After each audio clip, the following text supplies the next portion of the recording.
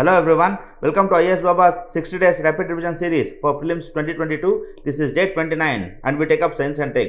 So information technology and others are the main topics here. So we begin with the VOLTE or the voice over long-term evolution. So here, whenever we speak about the technology, so whenever we read the newspaper articles or any other reports, we will not get to know what actually going on here. So that is why even if you try to understand, so you have to make sure that you will put some considerable efforts. So either you listen to the lectures or you go through the animated videos or anything of such sort. So ultimately make sure that you will have a complete conceptual clarity so that the application level questions in the UPSC, you will attempt them thoroughly and you will get them correct. Okay, so here we have an attempt, that is voice over long-term evolution is a long-term evolution high-speed wireless communication standards. So actually it is a communication standard. Say for example, it is a wire or a communication channel, and then the VOLTE has up to 3 times more voice and data capacity. So while communicating in VOLTE, we have 3 times more capacity and speed than the 3G's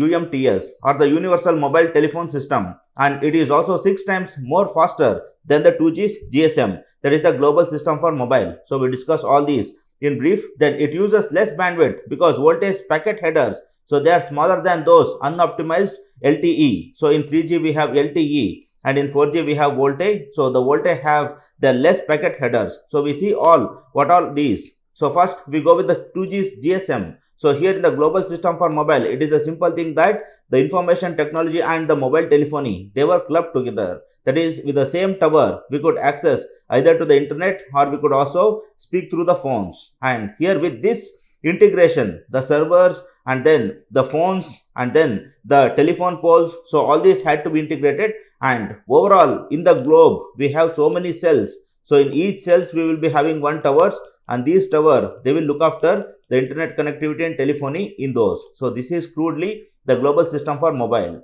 And then came the 2G's UMTS, that is the Universal Mobile Telephone System, and the long-term evolution. So these, they are very similar to GSM, but the only thing is that their speed is much faster than this GSM. And here the wavelength, the broadbands, so all these were increased so that we can also watch videos, listen to the audios online. So try watching YouTube videos in 2G, so you will never listen. But in 3G, it is easy because so it uses a faster communication channel. And then came the VOLTE or the voice over long-term evolution. That is, with the same LTE, we added voice to this. Okay, so we could speak over the internet. So WhatsApp calls, they were possible only in the oncoming of this voice over long-term evolution. We couldn't use the voice while using the internet in this 3G. So voice communication was not present. And the same happened with the voice over internet protocol. Friends, whenever two computers or whenever two electronic gadgets, when they interact, so they will do with internet protocol. So internet protocol is actually the format of data. So if we have a data here, like say hello, so this hello will be embedded by the source address and the destination address. So source computer's address and the destination computer's address. So whenever it is in this format, only then the message will transfer from one system to another. So likewise, so here also with the VoIP or the voice over internet protocol, instead of this typed message, here we can have an audio message. And now we have the 5G, that is the new radio architecture. So in this new radio architecture, so here in this new radio architecture, so not only the people can speak to each other, even the machines can communicate. Say for example, a washing machine, so that can also communicate with a fridge, or say an AC, it can also communicate with the mobile phone. So all these are possible with the Internet of Things and this new radio architecture. So earlier, whenever we have to speak, so we should have an identity. So when we do the WhatsApp call, we should have a SIM card and the number, and that number, so with that we can communicate. But for machines, we cannot assign a number. So here, without that number, the machines can communicate because in this 5G, we have this new radio architecture and they can communicate with a different channel. So in crude, so these are the ones. So whenever UPSC asks, so mark that during the 2G's, GSM was present, and 3G, UMTS and LTE was present, and in 4G, the voice over internet protocol and VOLTE came, and in 5G, the new radio architecture, and here the Internet of Things is possible. So these are some of the things. Then come to next. So here we can see a brief diagram of this new radio architecture, but we cannot understand anything, and moreover it is not required for UPSC also. Then GSM and GPRS. So we learnt about the global system for mobile, how it is different from the GPRS. So GSM stands for the global system for mobile communication, and it is nothing but digital mobile telephony system which is widely used in all over the world. So we all know that. Then GSM digitizes and compresses the data and then sends it down the channel. Okay, and here GSM operates on two frequency bands, that is 900 megahertz and 1800 megahertz. So it is one of the forms of communication or the channels of communication. How it is different from GPRS? So here in GPRS, it is called the packet radio system. So packet radio service means the message will go in terms of packets. Okay, so in terms of tidbits it goes. Say for example, here we have two architectures. So here is the circuit. So here the data will go in terms of electromagnetic waves inside this circuit, and here we have only one channel through which the data goes. But here the data is going through the packets, and we know that each packets, they will be having a source address and destination address. So here when the data is going in this channel, if this traffic is more, so the packets can take the other routes. So that is why in this packet switching, so the internet connectivity or the telecommunication will be much faster. So this is the difference between the GSM. GSM works in terms of electromagnetic waves like this. The packet radio system, it works in terms of packets. So that is why in the GPRS we used to get the faster internet compared to GSM. Then come to next, 4G versus 5G. The major difference here, it is like the 5G network provides enhanced network coverage compared to 4G. So friends, basically when we speak about 5G or 4G or 2G, so the wavelength, it is decreasing from G to G. Say for example, 1G had the longest wavelengths, and then 2G, so the wavelengths start reducing, and 3G further smaller wavelengths, then 4G much smaller. So this is how we are reducing the wavelength, and whenever we reduce the wavelength, the speed becomes much faster. So here we have the advantage of speed, but we have the disadvantage also. That means this 5G, 4G, they cannot travel through the longer distances. So we knew that earlier times when 1G was there, so one mobile tower that used to cover 30 kilometer radius, but 5G with one mobile tower we cannot, because these 5G waves, they will be dissipated in 1 or 2 meters, forget about kilometers. So now we have to have more network density, more tower density we have to have. So if we have a tower density, only then 5G will work.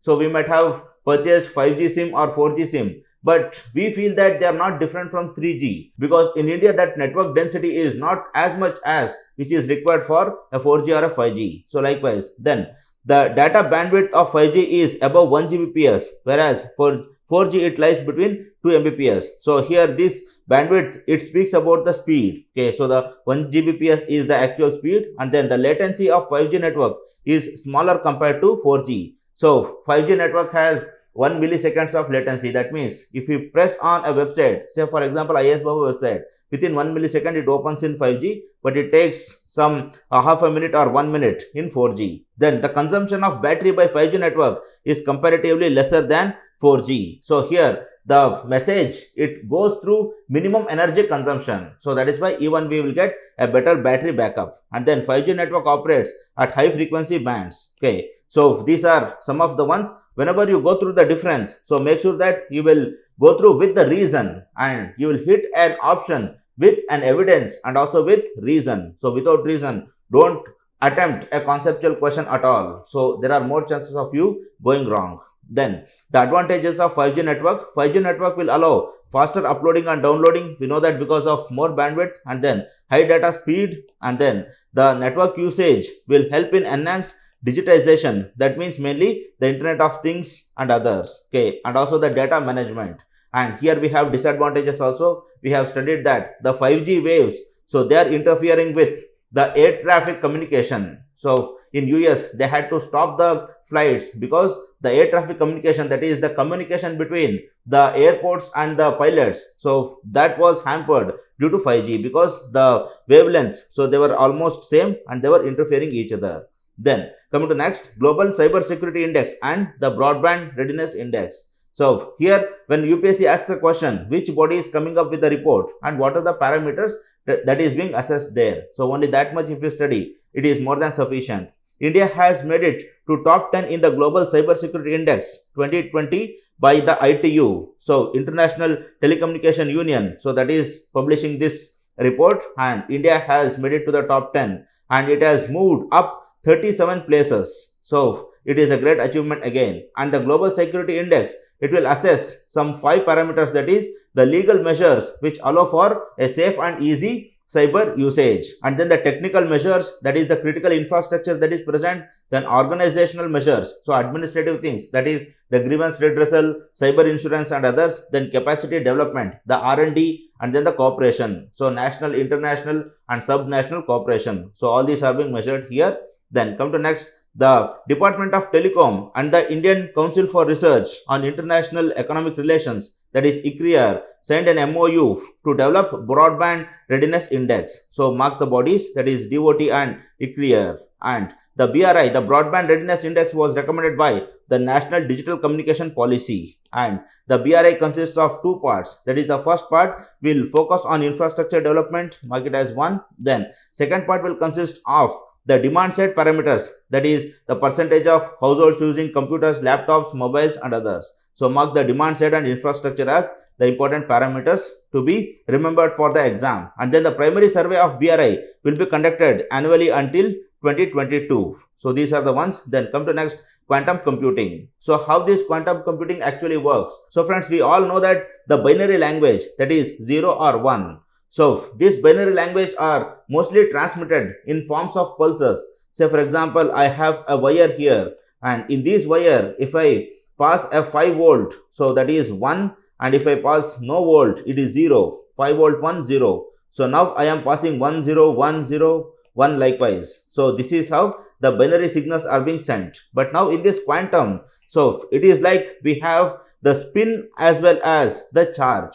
So for example, we have so many qubits like the quarks, leptons, the neutrinos and others. So every qubit, so it has a charge. So it might be the positive charge or a negative charge, and it also has a spin.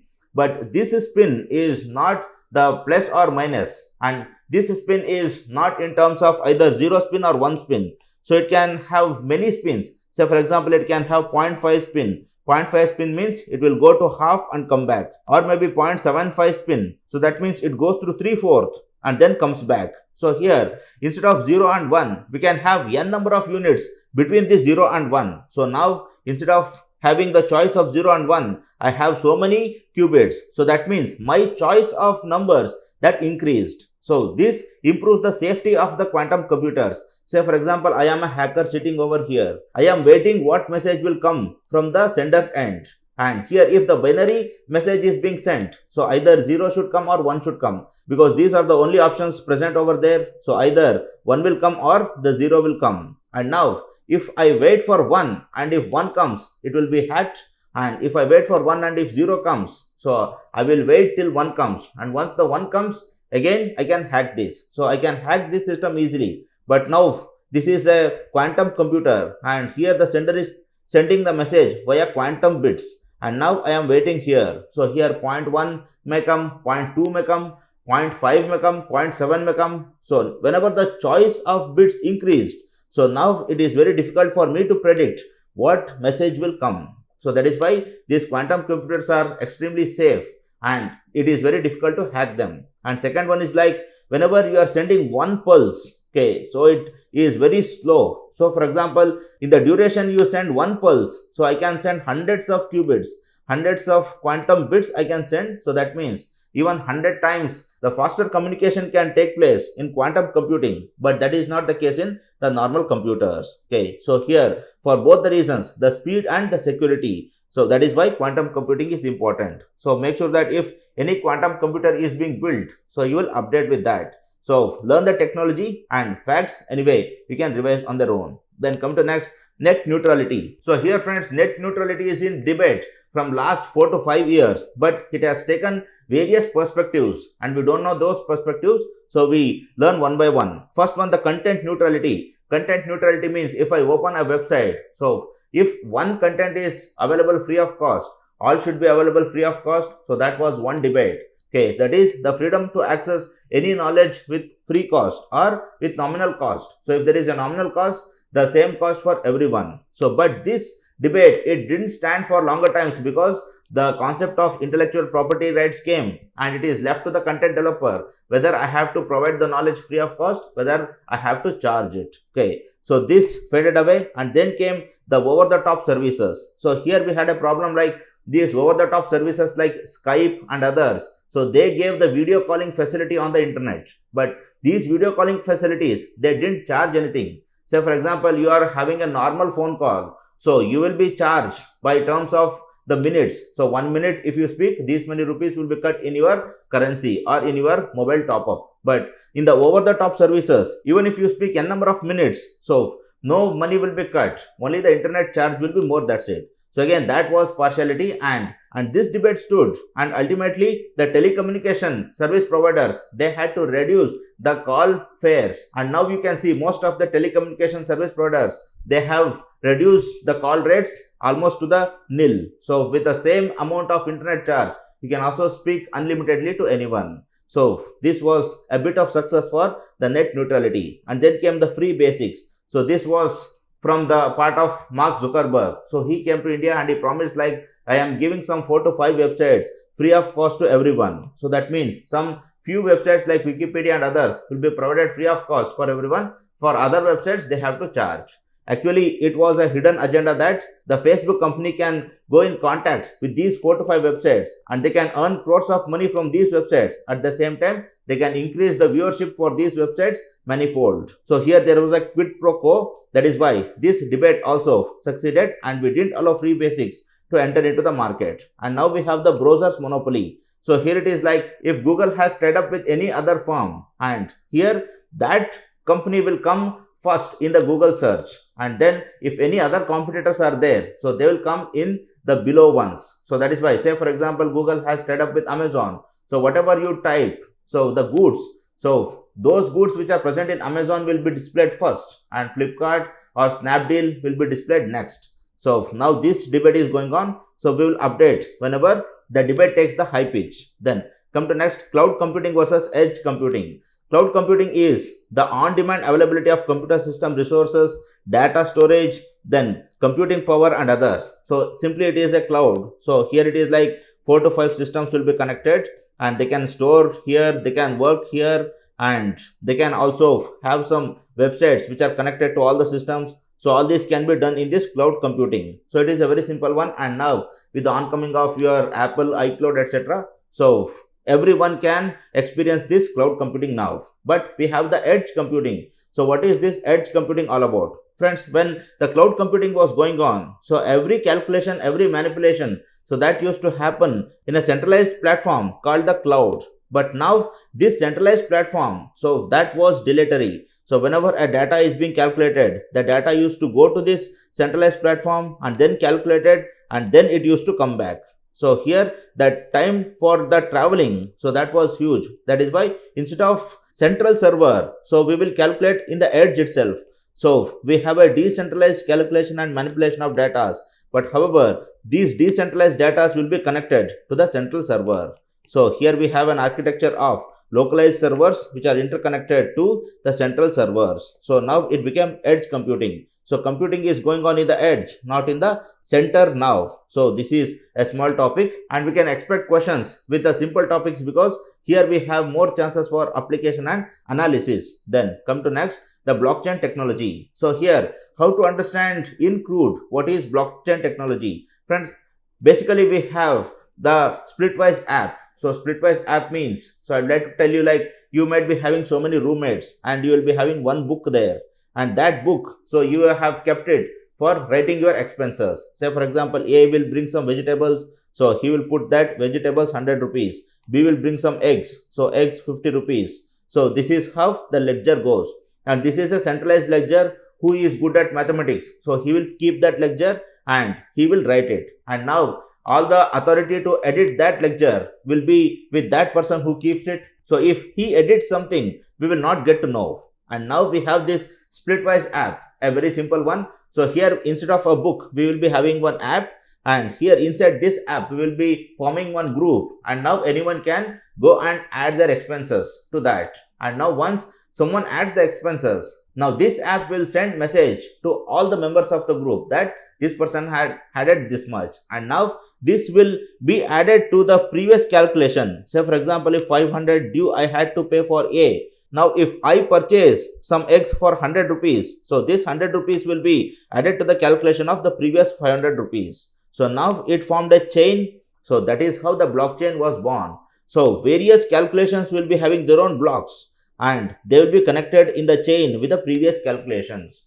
And now once the block is formed, so it is done. So I cannot alter this 100 rupees now, and it is a blockchain technology in crude. So this blockchain technology that is applicable for various things. Say for example, the transactions, so that we discussed right now, and also for the transfer of ownership. So the ownership of that house is being transferred say 10 times from owner to owner. So all the previous ownerships and the agreement of that ownership will be presented in the form of a blockchain technology. Say for example, this block contains the agreements from owner 1 to 2, and this owner 2 to owner 3, and owner 3 to owner 4. So likewise, so now I will be having an exact data like where did this property come from, and what are the legal agreements, and whether there are any court cases in that. So likewise, so this blockchain technology, a decentralized ledger wherein everyone can edit that, but once the block is created, no one can manipulate. So mind the words, everyone can edit that, but once the addition is done, no one can manipulate that block.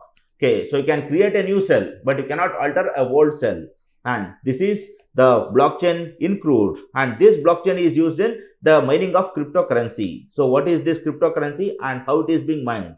Friends, here I have the Steemit website, and this Steemit website, it will show the coin marketplace like this. So for various cryptocurrencies, what is the market value now? The statistics is going on like the Sensex, and here the coin minting, how it happens. Say for example, here if you log in with the ID and password, you will be taken to some problems here. In the front page, you will be having so many mathematics problems to be resolved, and whenever you resolve these problems, so say for example, Mr. X resolves this problem, and now this space, it shows that the problem has been solved and 1 Bitcoin has been credited to Mr. M, and this problem will be locked. Like it will create a block, and that will enter the chain, and it will be locked. So no one can manipulate this problem now. And from now on, whoever were trying this problem, they will shift to the other problem. So likewise, the coin minting occurs. And now the coin mining, how it occurs. Say for example, if someone is solving this problem, and say for example, he is in the last moment, and in 1 or 2 steps, he will get the answer. By that time, I will hack the system of this person, and I will write the answer instead of him. And now the coin came to me, but the hard work was done by the other person. So that is coin mining. That means snatching someone's hard work. So the coin minting and coin mining. So here this coin mining, so this is having some derogatory tone in the technological parlance. So that means mining is stealing from others. Minting means solving the problem on my own and getting the coin. So now when I earn the coin, so when this M person, when he earned the coin, he can sell that coin to others and he can make money out of it. So this is very similar to the Iraq license or say petrol pump license you will get in the government. So either you can, with the political contacts, you can get one license or you can buy it from others. So whenever you are getting the license done, so it hardly takes some 2.5 to 3 lakhs. But if you are purchasing from others, it takes some 25 to 30 lakhs. So either you will spend your brain or you will spend your money. So this is how it goes. Then come to next, the heat coin. So heat coin is a new subject. It is a generation 3.0 cryptocurrency. Here the developers of heat coin have combined the best features of the second generation cryptocurrencies like the Bitcoin, Ethereum and etc. And they have made this heat coin. And this heat coin can be used exchangeably. Say for example, with one heat coin, I can even purchase a Bitcoin or I can even purchase an Ethereum. So this is the heat coin. So remember this, the advanced 3.0 generation coin. And then Wi-Fi 6.0, friends, the current 802.11 AC Wi-Fi.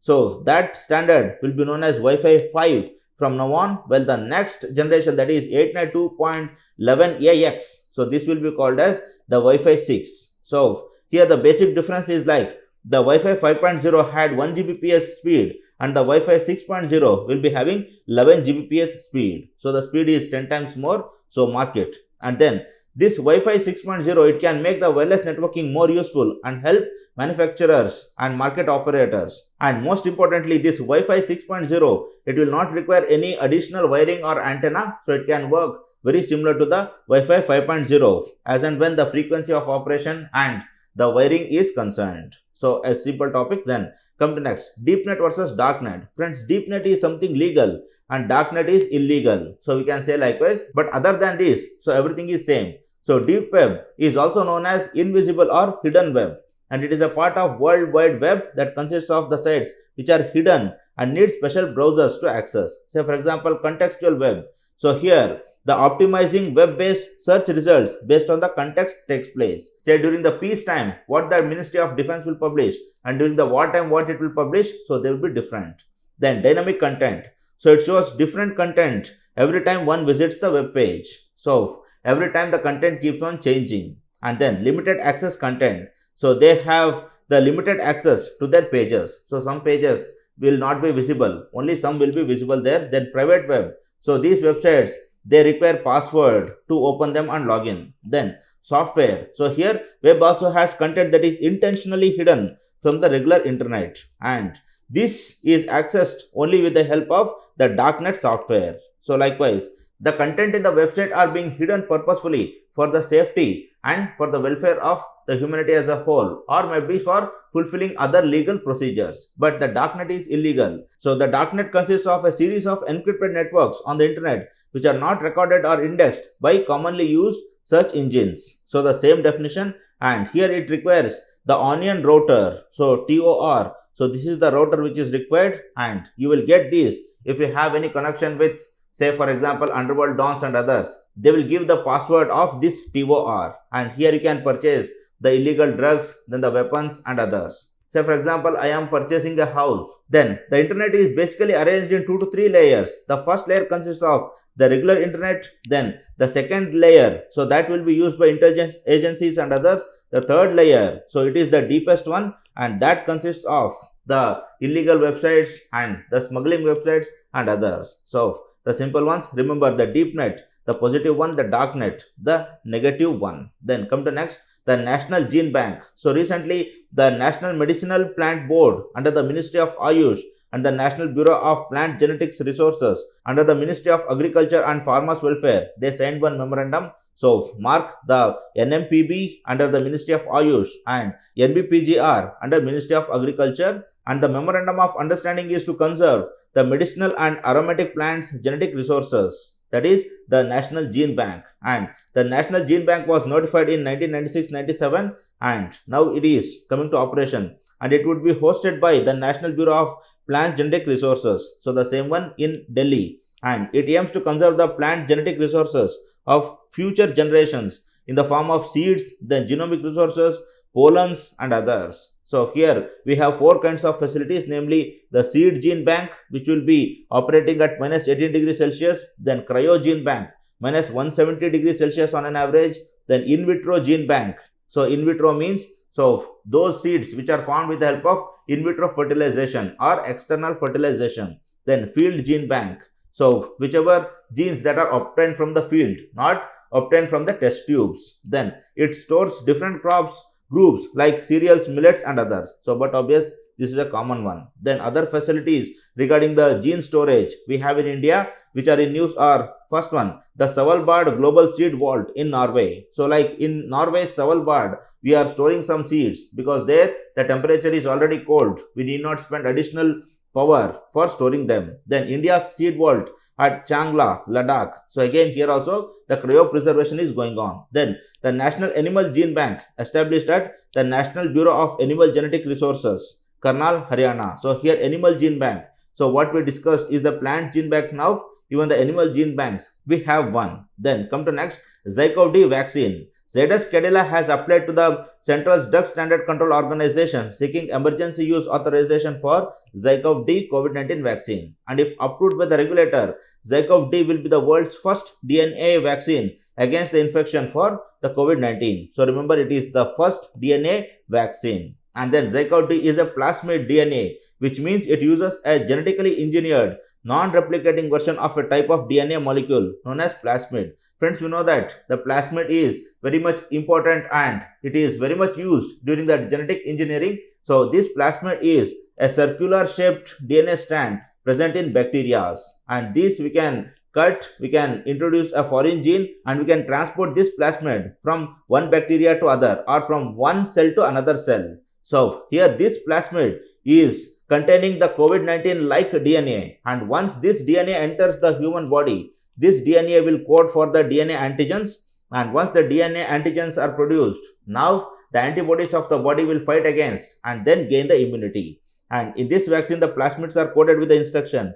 and thereby these coded DNA will manufacture the spike protein. So spike proteins are the antigens, and by seeing the spike proteins, the immunity or the antibodies will be triggered in the human body. And here one more point to be remembered is that ZyCov-D is also an intradermal vaccine. So that means we have to give it only to the skin. So it is being injected with the help of the needle-free injector. So the syringe will not be having needle. So with the pressure, it goes into the skin. Friends, the best form of intradermal medicine is your Volini spray. So if you spray it on the skin, it directly goes into the joint and it will start reacting. So remember likewise. Then come to next. The nation's first mRNA-based vaccine. So the nation's first mRNA-based vaccine, that is Gemcovac-19, was developed by the Genova company, and it has been found to be safe, and it has been approved by the Drugs Control Journal of India. And then the project was partly funded by the Department of Biotechnology and the IND-CEPI. And later on, the DBT further supported the program under the Mission COVID.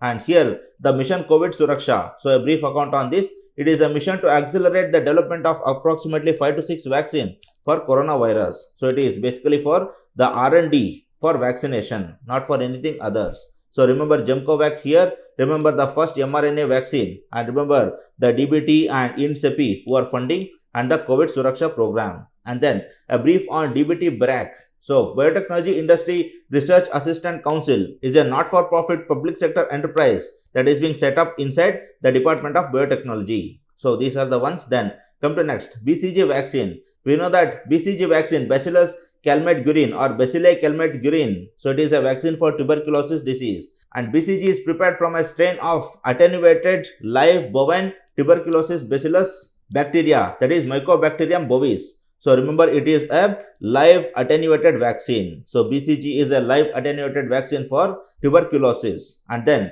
the Serum Institute of India, so that has been granted permission for manufacturing the first indigenously developed pneumonia conjugate vaccine, that is the pneumococcal polysaccharide. So remember the pneumococcal polysaccharide and also the conjugate vaccine. So pneumonia conjugate vaccine. What is a conjugate vaccine then?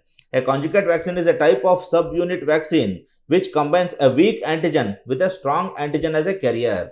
So here this weak antigen is the original antigen of the intended virus or bacteria, and that will be embedded with the strong antigen. But this strong antigen, it will trigger the immunity, but it will not make any damage to the host body. So remember, the carrier will always be associated with the conjugate vaccine, and after that the immunity will be triggered. Then come to next. The International Vaccine Institute has announced that Bharat Biotech's Chikungunya vaccine candidate, that is BBV87, has entered into phase 2 and 3 clinical trials, and currently there is no commercial Chikungunya vaccine. And BBV87 is an inactivated virus vaccine similar to Covaxin. So it is the inactivated. What is the difference between live attenuated and inactivated vaccine? So inactivated vaccines contain viruses whose genetic material has been destroyed by heat, chemicals or radiation, so that they cannot infect the cells and replicate, but can still trigger an immune response. So here the difference is that in the inactivated vaccine, the DNA is being burnt and they can't replicate. But in the live attenuated,